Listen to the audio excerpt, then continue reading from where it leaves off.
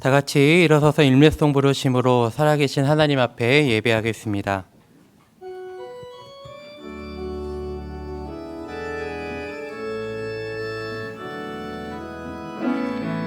하늘의 문을 여소서, 이곳을 주목하소서. 주를 향한 노래가 꺼지지 않으니 하늘을 열고 보소서. 이곳에 임재하소서. 주님을 기다립니다. 기도의 향기가 하늘에 닿으니 주여 임재하여 주소서. 이곳에 오셔서 이곳에 앉으소서. 이곳에서 드리는 예배를 받으소서. 주님의 주님의 이름만이, 오직 주의 이름만 이곳에 있습니다. 빛나고 높은 보좌에 앉으신 주님을 찬양합니다. 우리가 주께 드리는 예배를 통해 홀로 영광 받으시고 찬양 받아 주옵소서. 예수님의 이름으로 기도드립니다. 아멘.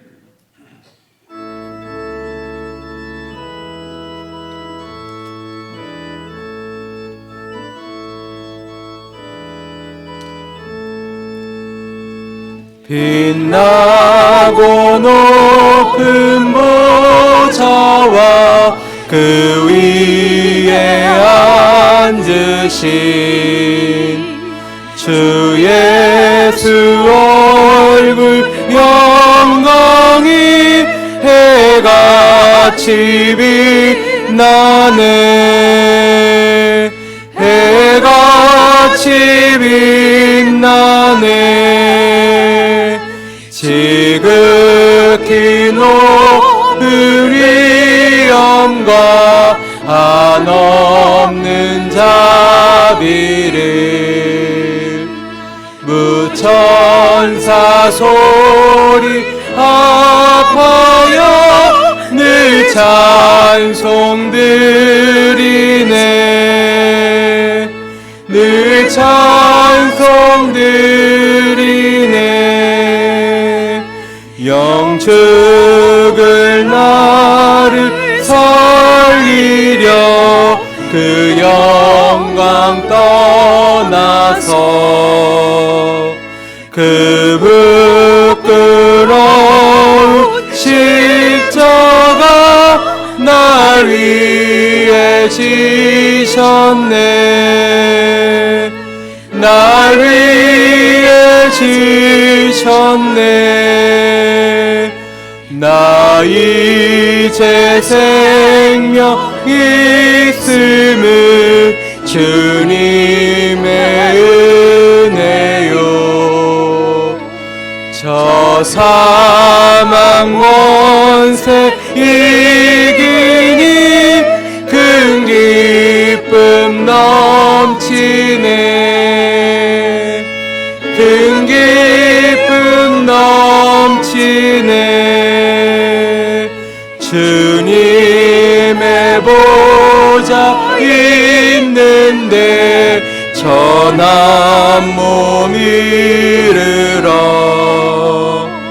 그 영광 몸속에 올 때 내 기쁨 넘치리.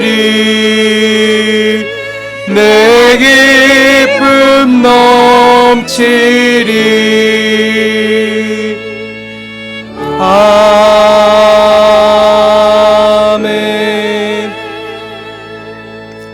나는 전능하신 아버지 하나님 전지의 창조주를 믿습니다. 나는 그의 유일하신 아들 우리 주 예수 그리스도를 믿습니다. 그는 성령으로 잉태되어 동정녀 마리아에게서 나시고 본디오 빌라도에게 고난을 받아 십자가에 못 박혀 죽으시고 장사된 지 사흘 만에 죽은 자 가운데서 다시 살아나셨으며 하늘에 오르시어 전능하신 아버지 하나님 우편에 앉아 계시다가 거기로부터 살아있는 자와 죽은 자를 심판하러 오십니다. 나는 성령을 믿으며 거룩한 공교회와 성도의 교제와 죄를 용서받는 것과 몸의 부활과 영생을 믿습니다. 아멘.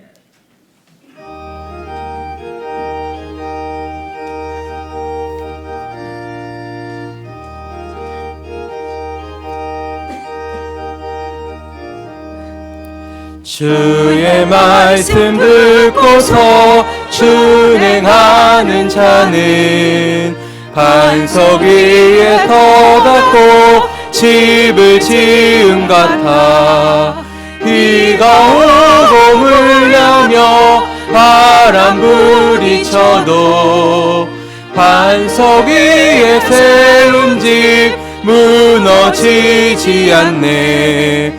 잘 짓고 잘 짓세 우리 집 잘 짓세 만세 반석 위에다 우리 집 잘 짓세 주의 말씀 듣고도 행치 않는 자는 모래 위에 터닫고 집을 지은 같아 비가 오고 물려며 바람 부딪힐 때 모래 위에 세운 집 크게 무너지네.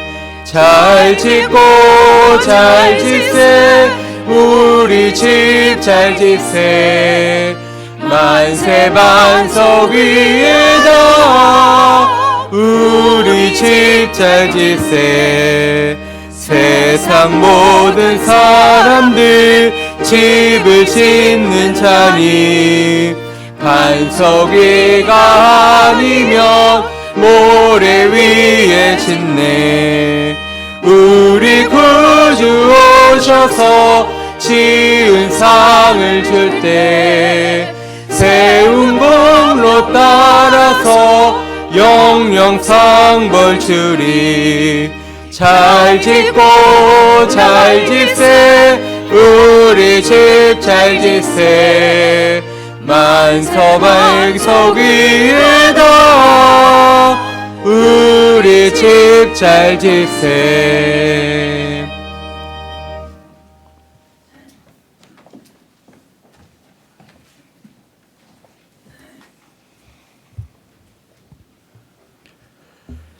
우리의 착한 행실로 영광 돌리시기를 원하시는 하나님 아버지, 보잘것없는 우리를 자녀 삼으시고 세상을 변화시키는 빛과 소금으로 세워주심에 감사드립니다. 그러나 지난 한 주간을 돌아볼 때 저희는 빛을 비추지 못했고 소금의 맛을 내지 못했음을 고백합니다. 십자가의 사랑으로 우리의 허다한 의무를 용서하여 주시고 주의 은총으로 우리를 새롭게 하여 주옵소서. 하늘과 땅의 권세를 가지신 하나님 아버지, 우리 안에 하나님의 통치가 온전히 드러난 날까지 성령의 일하심을 바라보게 하옵소서. 우리의 자그마한 꿈에 허덕거리며 살지 않고 하나님의 비전에 매여 사는 믿음의 대장부가 되게 하여 주시옵소서. 먹고 사는 데에만 급급한 삶이 아니라 더 넓게 바라보며 살 수 있는 영적 안목을 주시옵소서. 하나님 아버지, 후한백합 공동체가 하나님의 비전을 이루기까지 끊임없이 일하시는 성령님을 찬양합니다. 이 땅과 이 세대를 향해 품고 계시는 하나님의 마음에 주목하길 간절히 소망합니다.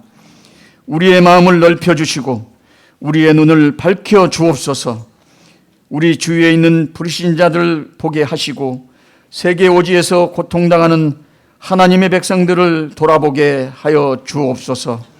선교 현장에서 복음을 위해 헌신하는 선교사님들을 품게 하시고 우리의 눈이 복음이 필요한 곳으로 향하게 하여 주시옵소서. 하나님 아버지, 하나님께서 담임 목사님에게 보여주신 하나님의 마음과 비전을 온 성도들이 가지길 간절히 소망합니다.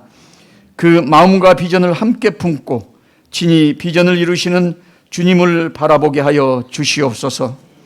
하나님의 비전을 이루기 위한 물질도 허락하여 주시고 함께 동역할 일꾼도 세워주시며 우리 공동체를 하나님의 비전 앞에 하나로 묶는 연합도 허락하여 주시옵소서.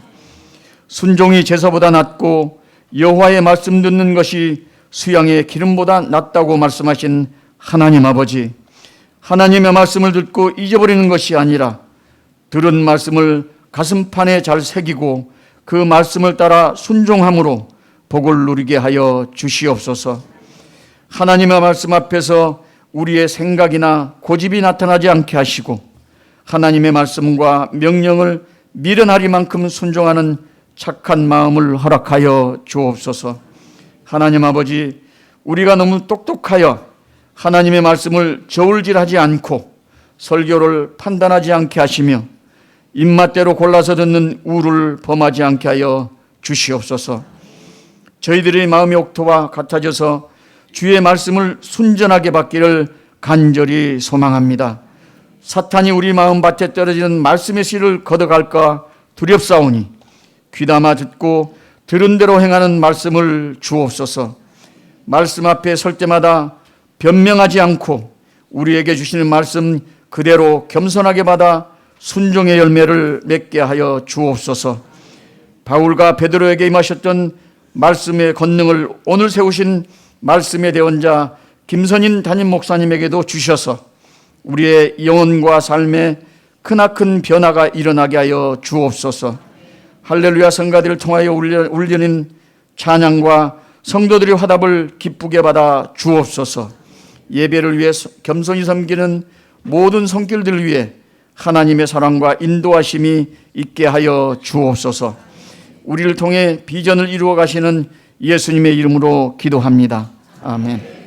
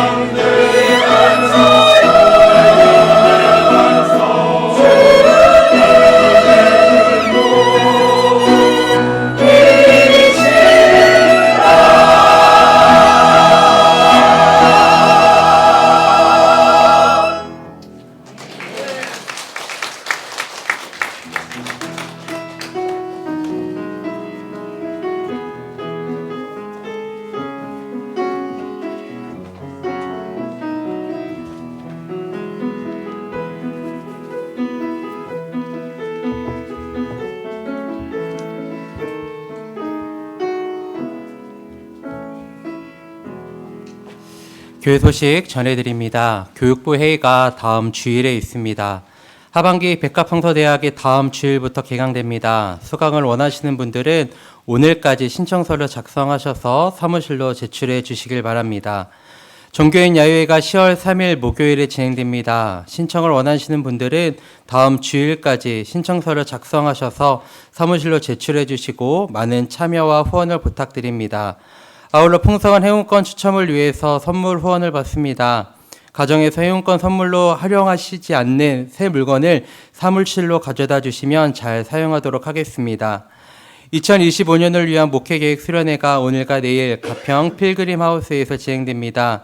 목회계획 수련회로 인해 내일 월요일 새벽 예배는 가정에서 개인 기도로 대체합니다. 남지방 권사의 야외 예배가 화요일에 진행됩니다. 문의는 박공란 권사님께 해주시길 바랍니다. 난전도의 전국연합회 제24회 전국대회가 10월 25일과 26일에 진행됩니다. 신청 기한은 이번 주 목요일까지이며 신청은 김성길 장로님께 해주시길 바랍니다. 기타 자세한 내용은 주보를 참고해 주시길 바랍니다. 오늘 우리에게 주신 하나님의 말씀은 사도행전 17장 1절부터 15절입니다. 신약 217쪽입니다. 사도행전 17장 1절부터 15절까지의 말씀 읽도록 하겠습니다. 그들이 암비볼리와 아볼로니아로 다녀가 데살로니가에 이르니 거기 유대인의 회당이 있는지라.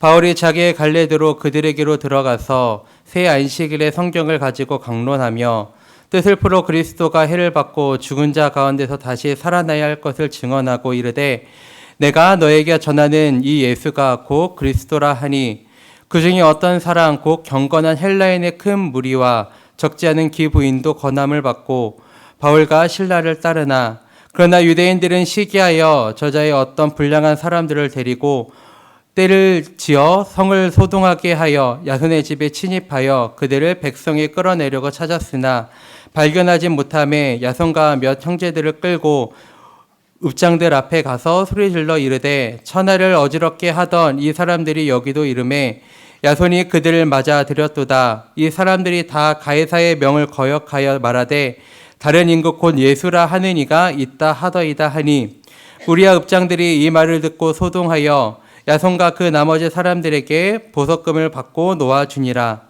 밤에 형제들이 곧 바울과 실라를 베레아로 보내니 그들이 이르러 유대인의 회당에 들어가니라.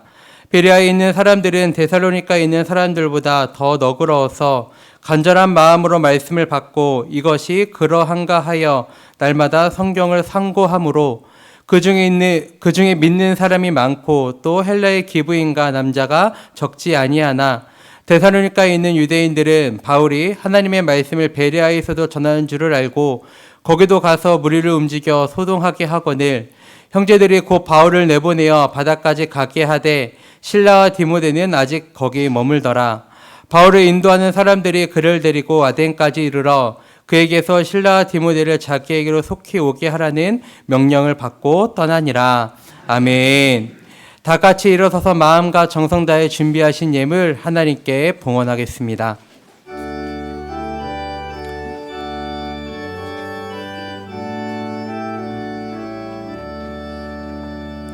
내게 있는 모든 것을 아낌없이 드리네. 사랑하고 의지하며 주만 따라 살리라. 주께 드리네. 주께 드리네. 사랑하는 구주 앞에 모두 드리네. 내게 있는 모든 것을 겸손하게 드리네. 세상 욕심 머리하니 나를 받아주소서. 주께 드리네. 주께 드리네. 사랑하는 드리네.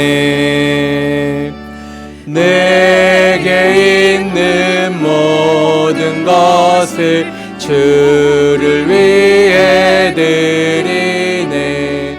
주의 성령 충만하게 내게 내려 주소서. 주께 드리네. 주께 드리네. 사랑하는 그 주 앞에 모두 드리네.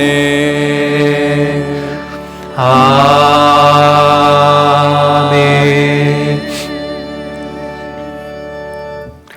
하나님 감사합니다. 명절 연휴를 또 하나님의 은혜 가운데 지나게 하시고 또 주일에 우리 함께 모여서 주님을 찬양하며 한 주간 시작하게 하시니 감사합니다. 하나님 사모함으로 주님 앞에 모인 모든 성도들을 주님께서 살펴주셔서 이 시간 하늘문을 활짝 열고 우리에게 필요한 은혜를 하나님께서 덧입혀 주시옵소서. 하나님 아무리 생각해도 세상에는 우리의 마음 둘 곳이 없습니다. 오직 하나님만이 우리의 피난처시요 우리의 거처가 되심을 고백하오니 이 시간 여러 가지 심령과 삶의 형편을 가지고 주님께 나온 모든 성도들을 주님께서 살펴주시어서 하나님께서 은혜로 우리의 마음과 심령에 새 힘과 능력을 공급하여 주옵소서. 주님 앞에 감사하는 마음으로 예물 올려드리오니 주님께서 기쁘게 흠양하여 받아주시고 우리의 마음도 우리의 형편도 주께서 알고 계시고 주께서 감찰하고 계시니 우리에게 필요한 모든 것들을 때를 따라 공급하시고 채워 주옵소서. 건강이 필요한 자에게 건강을 허락하시고 물질이 필요한 자에게 물질의 복을 주시고 지혜와 능력이 필요한 자에게 지혜와 능력을 공급해 주시어 때를 따라 도우시는 하나님의 힘으로 내 능력이 아니라 주님의 능력으로 살아가는 것이 우리의 삶의 매일매일 실제가 될 수 있도록 하나님 인도하여 주옵소서. 지방에 군대에 해외에 흩어져 있는 우리의 가족들 어느 곳에 있든지 한 주간 눈동자와 같이 지키고 보호하시며 어느 곳에 있든지 하나님의 은혜의 장중 안에 살아가는 우리 후한백학교의 모든 가족들이 다 될 수 있도록 도와주옵소서. 말씀 나눌 때에 성령이 교회에게 하시는 말씀이 증거되게 하시고 마음과 심령을 방해하는 모든 악한 영들은 예수의 이름으로 떠나가고 주의 성령님께서 도와주옵소서. 함께 하실 줄 믿고 예수님 이름으로 기도드립니다. 아멘. 자리에 앉겠습니다.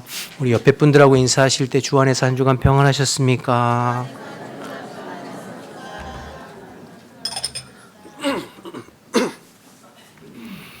기온이 갑자기 뚝 떨어졌습니다. 그래서 여러분 환절기에 감기 드시지 않도록 늘 건강하시기를 주님의 이름으로 축복합니다. 오늘은 사도행전 17장 말씀인데요. 사도행전 17장은 바울의 2차 전도 여행 중에서 세 곳, 데살로니가, 베레아, 아덴 이 세 도시에서 바울이 복음을 전하고 선교한 내용이 기록되어져 있는데 오늘은 특별히 그 중에서 데살로니가와 베레아에서 있었던 일들을 좀 나누어 보려고 합니다. 이미 지난 16장에서 바울이 빌립보에서 전도했던 또 교회를 개척했던 내용을 우리가 두 주간 살펴보았습니다. 우리가 살펴본 대로 하나님께서 자주색 옷감 장사였던 루디아를 만나게 하시고 그가 복음을 듣고 그의 가정이 예수 믿어서 한 가정교회가 개척되었죠. 또 한 교회는 감옥의 간수들과 그 가족들이 또 예수를 믿고 또 한 가정교회가 이렇게 두 교회가 개척되었는데요. 하나님의 은혜로 교회가 개척되고 성도들이 예수를 믿었지만 사실은 우리가 이미 살펴본 바와 같이 빌립보에서 바울이 전도하고 선교하는 게 녹록치가 않았어요. 전도하다가 점치는 귀신 들린 여종의 귀신을 쫓아주었다는 이유로 그 여종을 통해서 돈벌이 하던 주인들이 바울과 실라를 잡아다가 그 관리들에게 고발하고 그래서 매를 맞고 온몸이 피투성이가 되고 옷이 벗겨지고 감옥에 착고에 채워져서 내일 어떻게 될 수 없는 기가 막힌 상황 속에 놓여 있지 않았습니까? 하나님께서 극적인 기적을 베푸셔서 그곳에서 예비된 영혼들을 만나 교회가 개척되는 은혜를 누렸지만 사실 인간적으로 보면 쉽지 않죠. 고단하고 피곤하고 힘들고.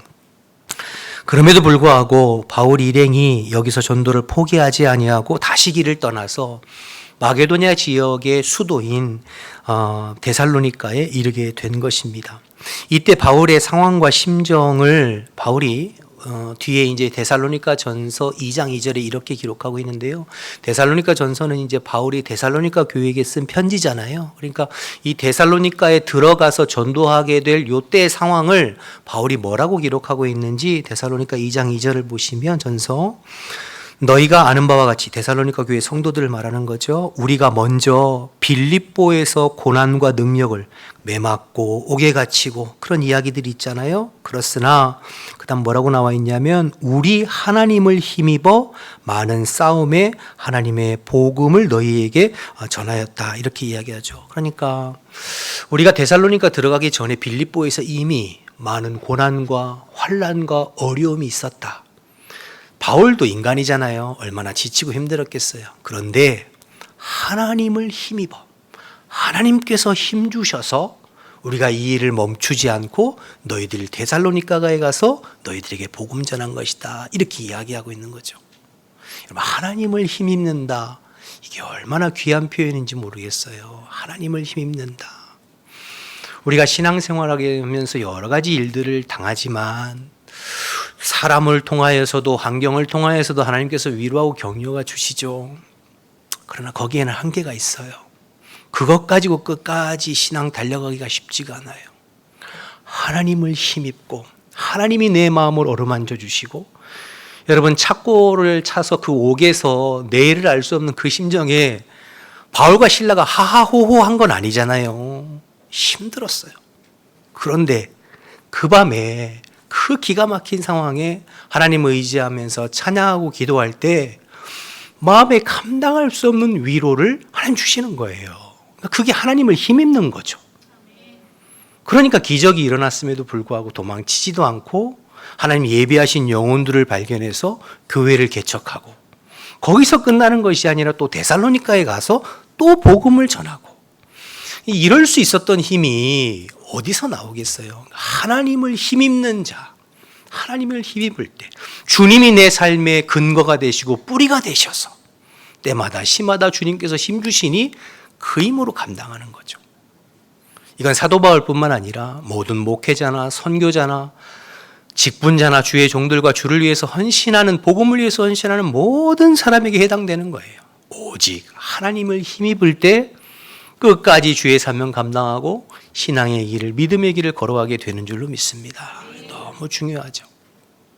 여러분 구약 성경에 우리가 사울 왕과 다윗 왕을 자주 이렇게 비교해서 이야기하잖아요. 여러분 사울 왕은 사람을 힘으로 삼고 사람의 지지와 의견이 중요했던 사람이에요.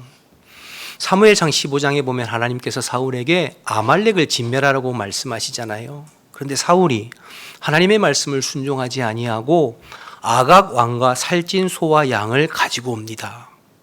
그 모습을 보고 사무엘 선지자가 사울을 책망하죠. 그때 사울이 사무엘에게 뭐라고 말씀했는지 사무엘상 15장 24절과 30절 볼 텐데요. 먼저 24절 보면 사울이 사무엘에게 이르되 내가 범죄하였나이다. 내가 여호와의 명령과 당신의 말씀을 어긴 것은 그다음 뭐라고 그러죠? 내가 백성을 두려워하여 그들의 말을 청종하였기 때문입니다. 30절에 또 뭐라고 그러냐면 30절에 사울이 이르되 내가 범죄하였을지라도 이제 청하오니 그다음 보세요. 내 백성의 장로들 앞과 이스라엘 앞에서 나를 높이사 나와 함께 돌아가서 내가 당신의 하나님 여호와께 경배하게 하소서. 내가 실수는 했지만 장로들과 백성들 앞에서 내 체면을 좀 세워주세요. 이렇게 부탁하고 있는 거죠. 그러니까 여러분 사울 왕은 하나님 앞에서의 자신의 모습보다 백성들 앞에서 자기의 체면이 더 중요했던 사람이에요. 하나님의 말씀에 순종하고 하나님을 힘입어서 사역하고 살아갔던 사람이 아니라 사람들의 지지와 의견이 더 중요했던 것이 사울 왕이에요. 결국 하나님 앞에서 실패한 왕으로 이제 남게 되는 거죠. 반대로 다윗은 우리가 잘 아는 대로 오직 하나님만을 힘으로 삼았던 사람입니다. 어린 나이에 구척 장수인 골리앗 앞에 그가 담대히 설 수 있었던 것도 자기 무슨 실력이나 사람 의지에서가 아니라 하나님을 힘으로 삼았기 때문이죠. 사무엘상 17장 45절 47절 계속 볼 텐데요. 좀 보실까요? 다윗이 블레셋 사람에게 이르되 너는 칼과 창과 단창으로 내게 나아오거니와 나는 만군의 여호와의 이름 곧 내가 모욕하는 이스라엘 군대의 하나님의 이름으로 내게 나아오노라. 47절 여호와의 구원하심이 칼과 창에 있지 아니함을 이 무리에게 알게 하리라. 전쟁은 여호와께 속한 것인즉 그가 너희를 우리 손에 넘기시리라. 그가 말도 안 되는 상황이지만 그래도 목숨을 걸고 설 수 있었던 건 자기 능력과 재주가 아니었어요. 이스라엘의 군대의 힘에 있는 것이 아니었어요.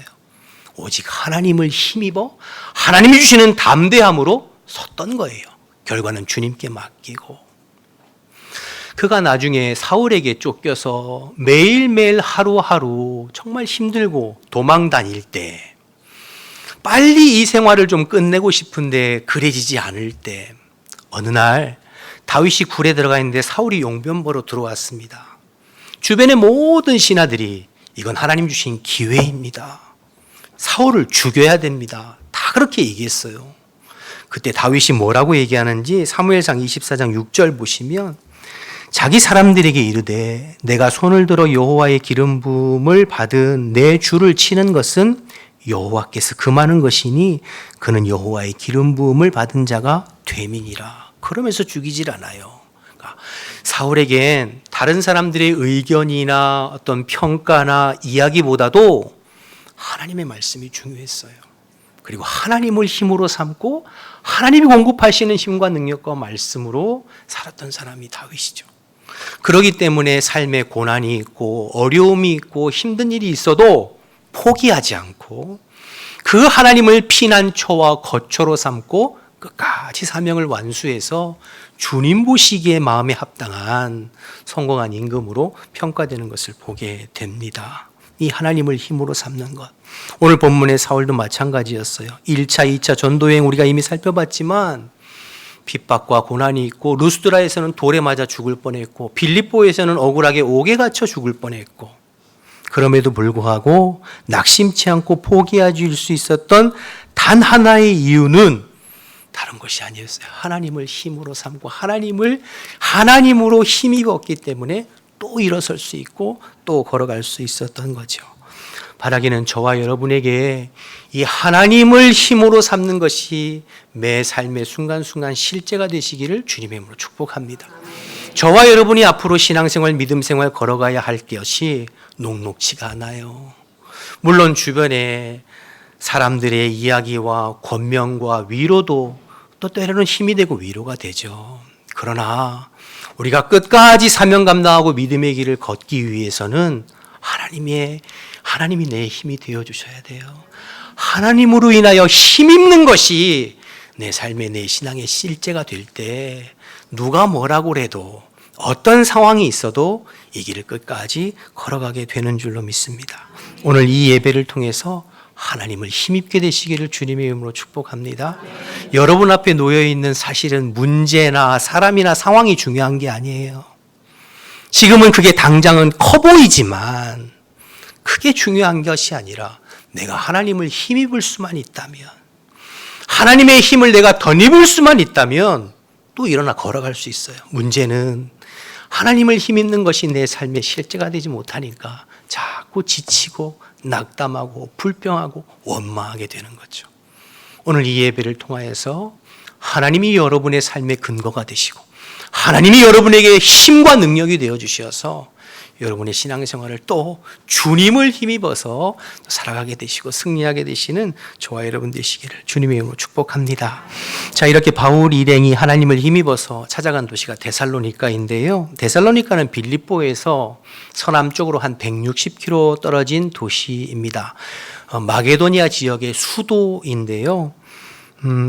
비아 에그나티아라고 하는 고속도로가 동서로 뚫려 있는 교통의 중심지기도 하고 또 아름다운 항구 도시로서 상업과 무역이 발달한 도시예요. 그래서 유대인뿐만 아니라 여러 인종들 많은 사람들이 모여 있는 곳이 이제 데살로니가입니다.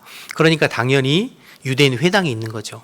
지난주에 살펴봤던 16장의 빌립보와는 상당히 다릅니다. 빌립보는 로마의 위성 도시로서 퇴역한 군인들이 주로 살고 있는 로마의 도시였잖아요. 그래서 유대인이 거의 살고 있지 않아서 회당이 없어서 바울과 실라가 강가로 가서 복음 전하고 기도하다가 루디아를 만났잖아요. 그런데 오늘 데살로니가는 빌립보와는 다르게 유대인뿐만 아니라 여러 인종들이 다 모여 살고 있고, 즉 유대인들도 많이 살고 있어서 유대인의 회당이 있었고, 바울이 늘 그러했듯이 가장 먼저 유대인 회당에 들어가서 복음 전하는 내용이 1절, 2절에 나옵니다. 한번 보실까요? 1절, 2절.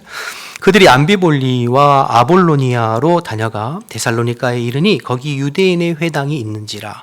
바울이 자기의 관례대로 들어가 새 안식일에 성경을 가지고 강론했다고 그랬습니다. 자기의 관례대로 늘 하던 대로 거점 도시에 들어가면 회당을 찾아서 거기서 복음을 전했던 것처럼 데살로니가에서 회당을 찾아 들어가 3주 동안 복음을 전했죠.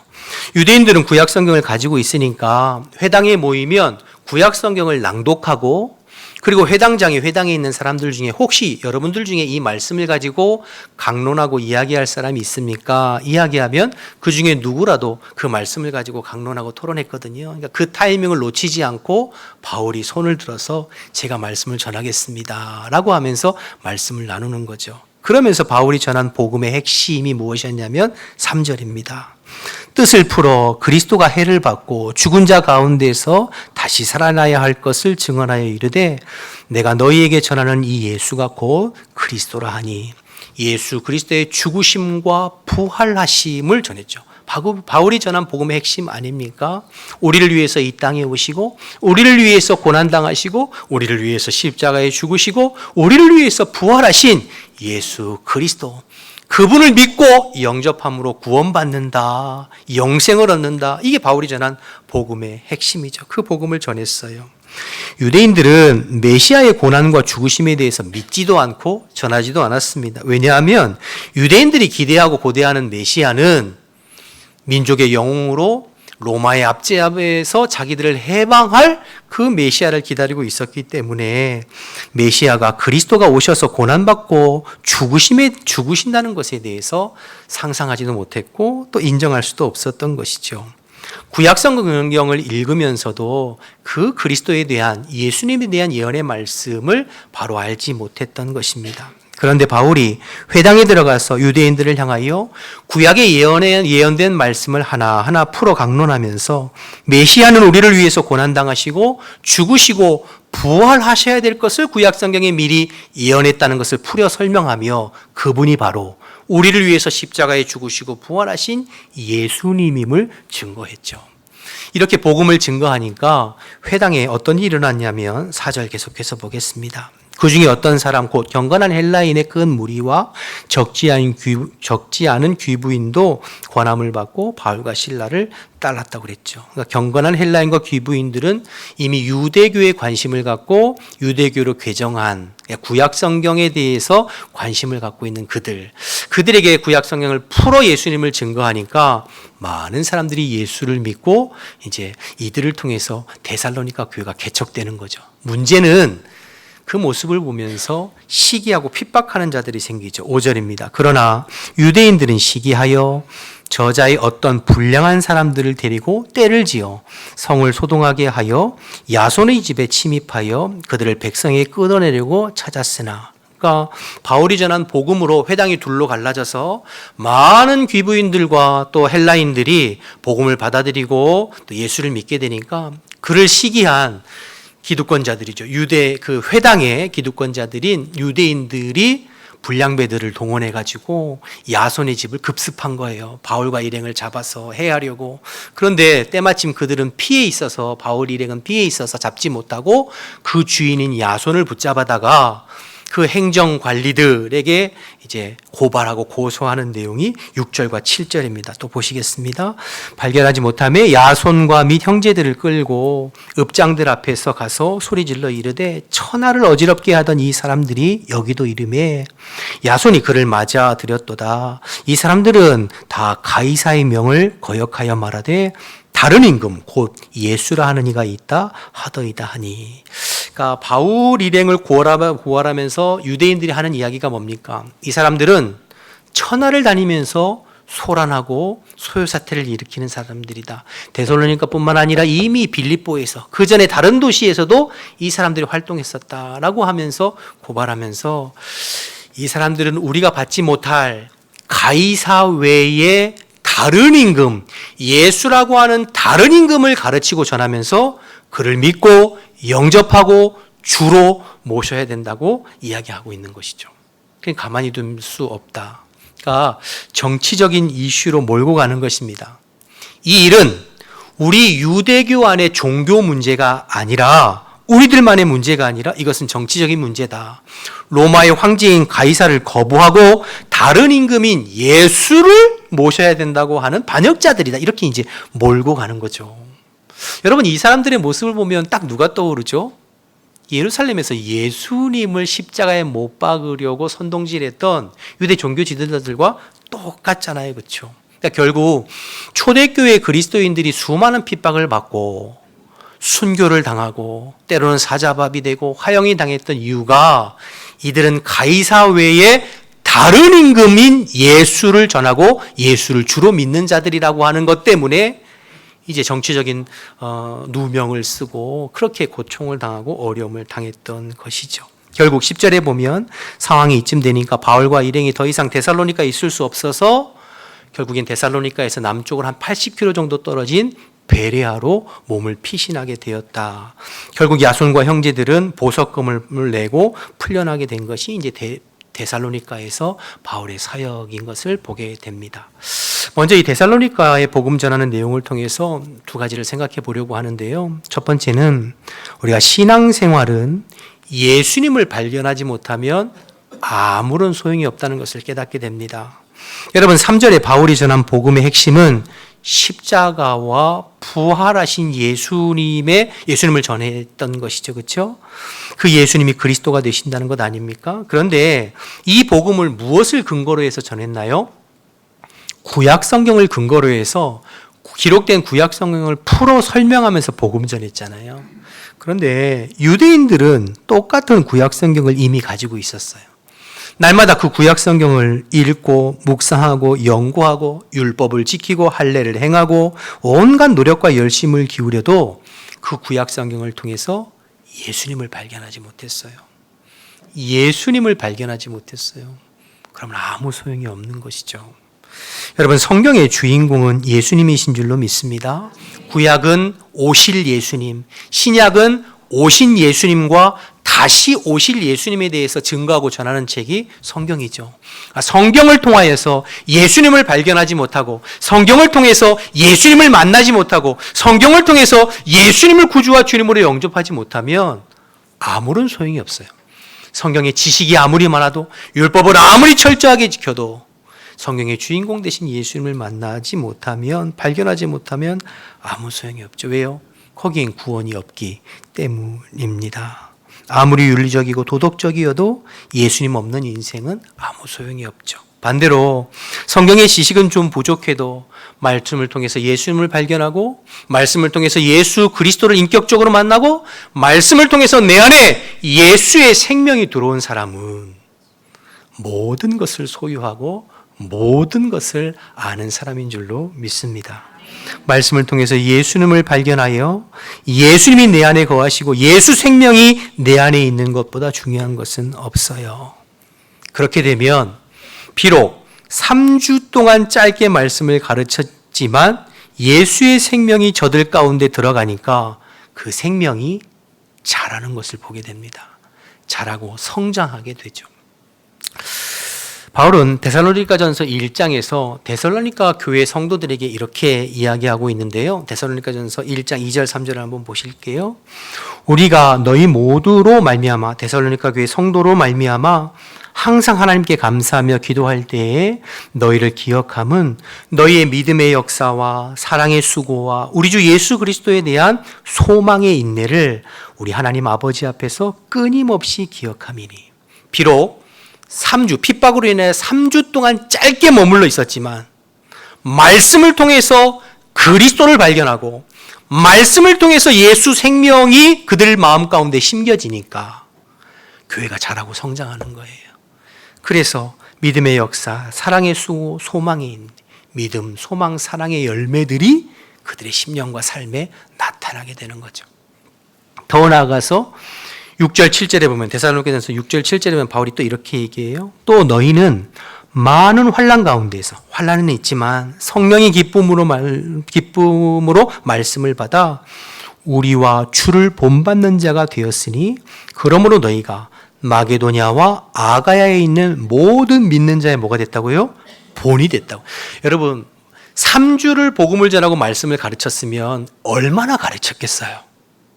그런데 그 말씀을 통해서 생명 되신 말씀의 주인 되신 예수님이 증거되고 그들의 심령 가운데 살아계신 예수님을 발견하고 찾아와 계시고 예수님의 예수 생명이 마음에 심겨지니까 그들 안에 믿음의 역사, 사랑의 수고, 소망의 인내뿐만 아니라 모든 믿는 자의 본이 될 만큼 그들의 믿음이 성장하고 자라가는 것을 보게 되는 거죠. 여러분 이게 놀라운 사실이에요. 그래서 말씀을 통해서 예수님을 인격적으로 만나고 말씀을 통해서 예수님을 경험하고 체험해서 내 안에 예수의 생명이 있는 것이 신앙생활의 가장 중요한 것입니다. 사랑하는 여러분, 저와 여러분이 말씀을 통해서 살아계신 예수님을 발견하고 예수 생명을 소유하고 살아가는 저와 여러분 되시기를 주님의 이름으로 축복합니다. 두 번째로 그와 관련해서 말씀을 통해서 예수님을 발견하지 못하면 믿지 않는 사람과 다르지 않다라는 것을 말씀을 통해서 깨닫게 됩니다. 데살로니가의 유대인들은 구약 성경을 통해서 성경의 주인공 되신 그리스도이신 예수님을 발견하지 못하고 즉 진리 위에 바로 서지 못하고 그 안에 예수 생명이 없었어요. 자, 그러니까 어떻게 하나 보세요. 5절을 보시면 그들의 마음 가운데 시기가 가득했다고 그랬어요. 그리고 시기심이 불타서 불량한 사람들, 깡패들을 동원해서 바울과 실라를 해하려고 했습니다. 왜 그렇죠? 자기들에게 손해가 되니까요. 자기들의 이익, 자기들의 기득권에 손해가 되니까 불량배들을 동원해서 바울을 해하기도 하고 고발하고 그러잖아요. 그런데 저들의 말과 행동은 앞에 우리가 지난주 살펴본 사도행전 16장에 빌립보에서 바울을 핍박했던 이방인들의 행동과 모습과 꼭 닮았습니다. 여러분 지난주에 빌립보에서 바울과 실라가 복음 전할 때 말씀드린 대로 점치는 귀신 들린 여종을 쫓아줬어요. 그러니까 그 여종의 주인들이 바울을 고발하면서 때리고 오게 가뒀잖아요. 그러면 그 여종의 주인들은 이방인입니까? 유대인입니까? 이방인들이죠. 왜냐하면 빌립보에서는 유대인들이 안 살아서 회당에서 말씀을 못 전했잖아요. 그러니까 이방인들이에요. 하나님에 대해서 구약 성경에서 알지 못하는 이방인들이에요. 그러니까 그들이 자기들의 경제적인 불이익이 되니까 바울을 모함하고 때리고 죽이고 오게 가두지 않았습니까? 그런데 데살로니가의 지금 이 유대인들은 유대인들이에요. 하나님을 믿고 여호와 신앙을 가지고 있고 구약 성경을 가지고 있어요. 그런데 그 성경을 통해서 생명 되시는 성경의 주인공 되시는 예수님을 발견하지 못하고 마음의 구주로 영접하지도 못하고 예수 생명이 그 안에 없어요.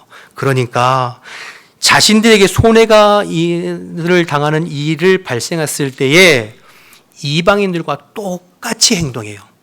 불량배들을 깡패들을 동원해서 바울과 실라를 잡아가지고 해하려고 하는 겉은 종교인이지만 그러나 그들의 행동과 삶은 믿지 않는 이방인들과 똑같은 것을 보게 되죠.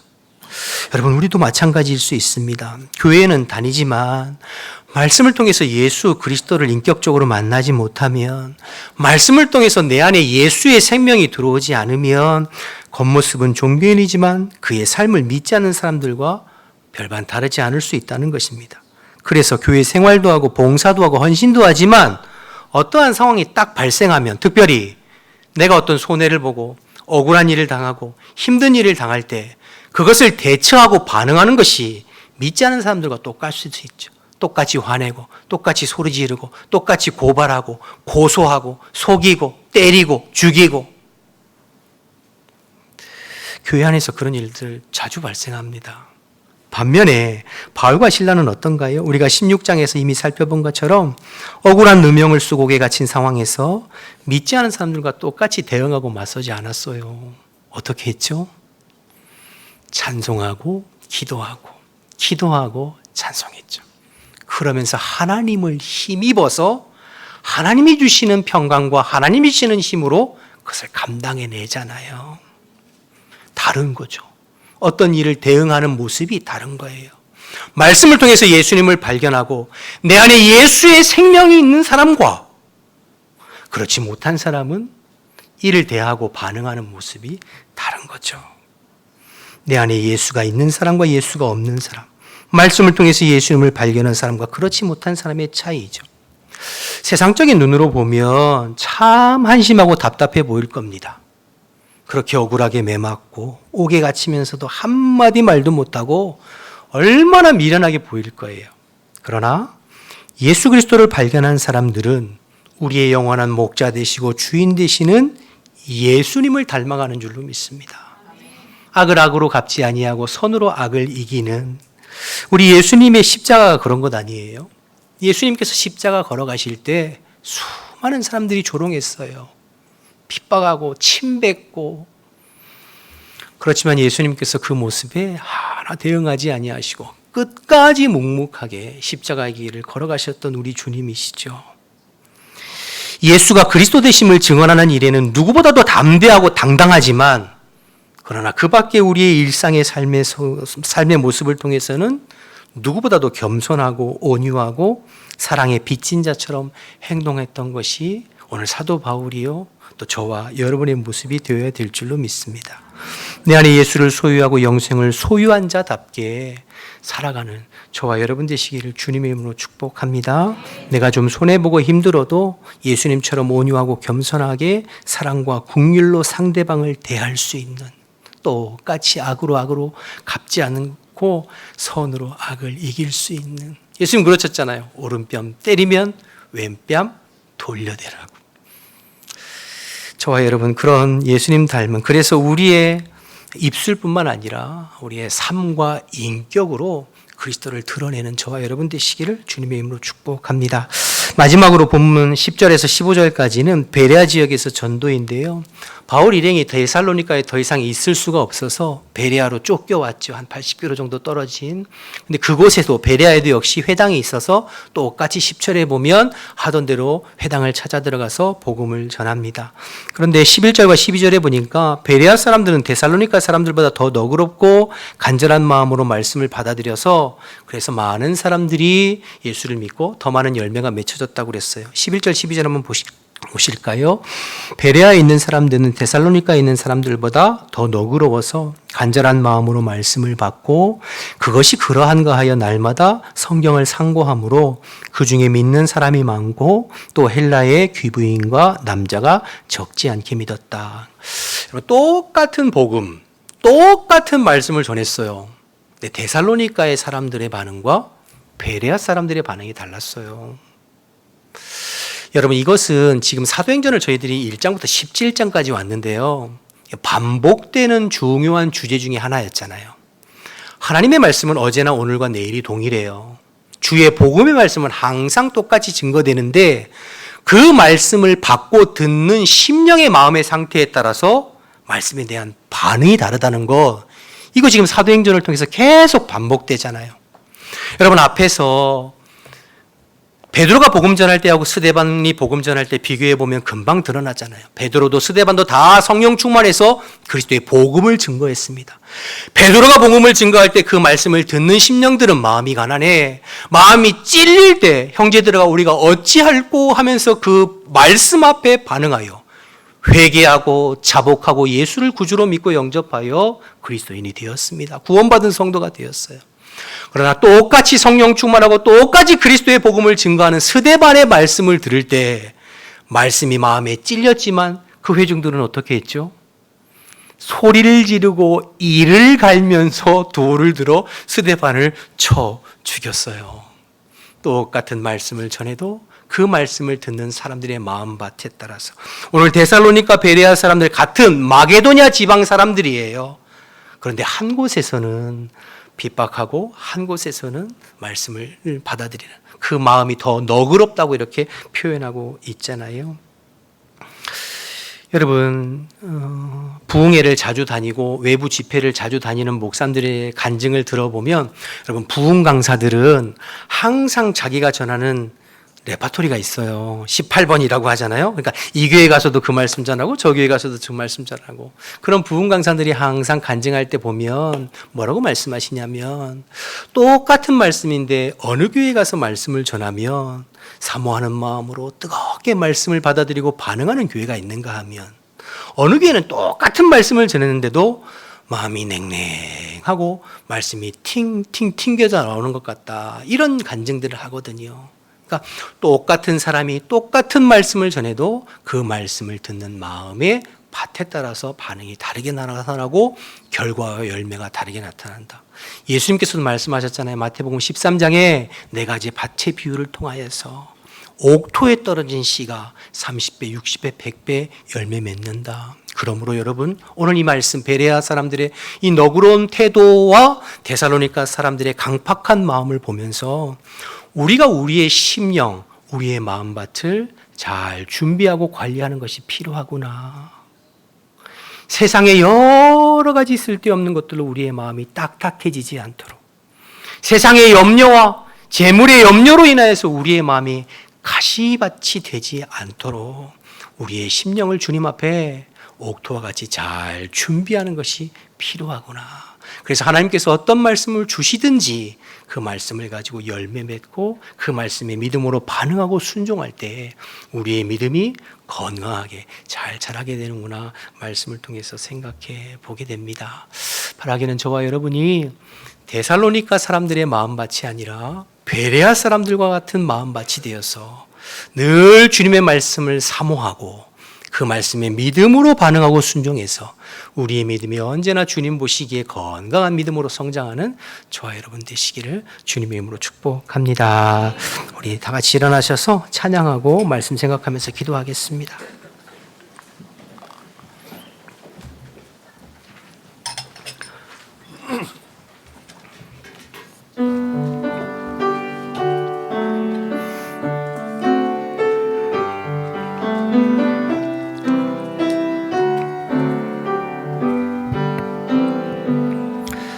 나의 사랑, 나의 생명, 나의 예수님, 영원토록 정성 다해 사랑합니다. 나의 힘 되신 여호와여, 내가 사랑합니다. 영원토록 정성 다해 사랑합니다.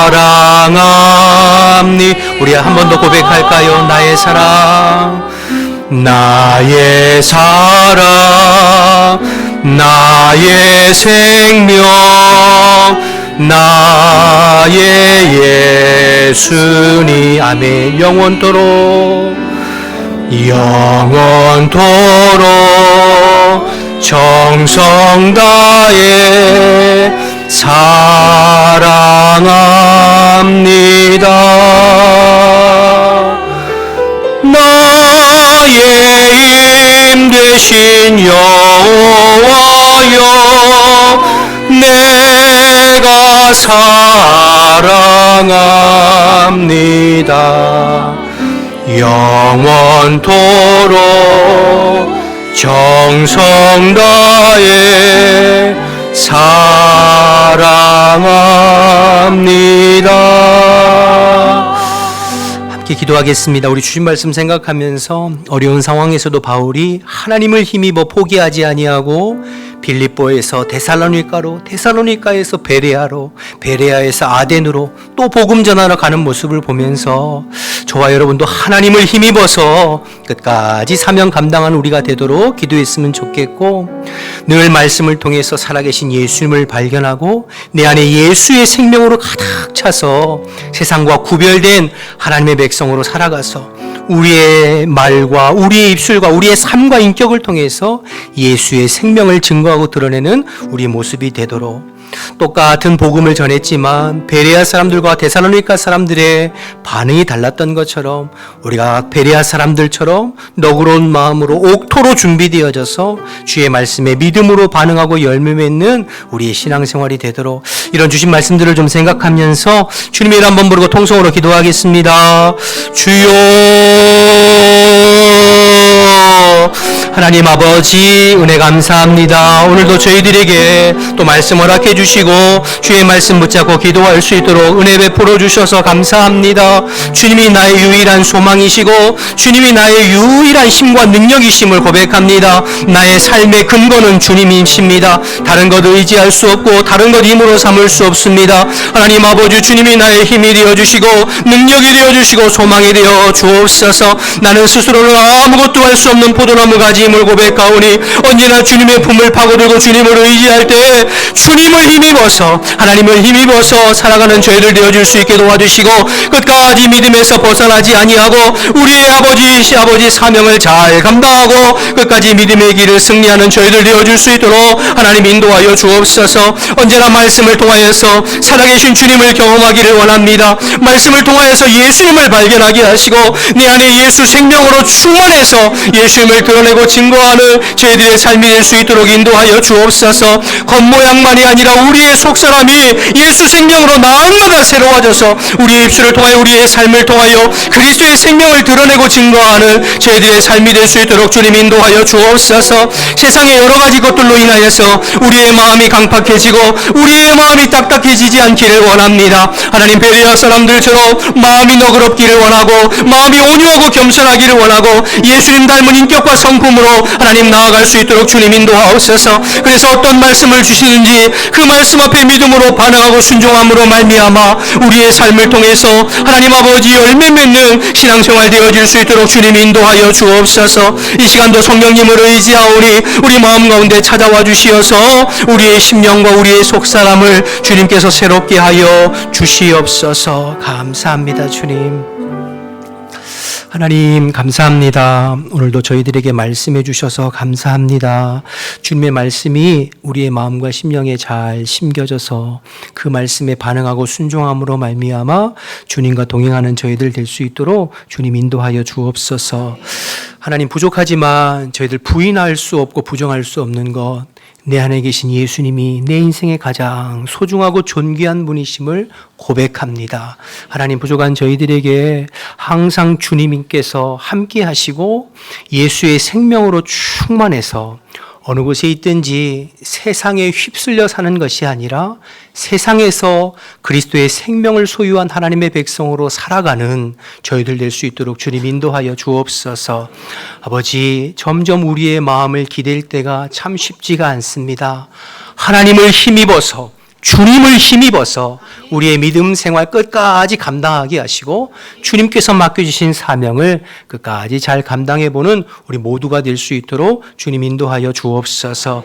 이제 다시 일상으로, 가정으로, 일터로, 세상으로 나아갑니다. 어느 곳에 있든지 주님께서 눈동자같이 보호하시고 지켜주시며 특별히 지방에, 군대에, 해외로 나가서 떨어져 있을 우리의 자녀들과 우리의 가족들을 하나님께서 기억해 주시어 어느 곳에 있든지 하나님께서 붙들어 주시고 주님의 사람으로 살아가는 우리의 자녀들과 가족들이 다 될 수 있도록 주님 인도하여 주시옵소서.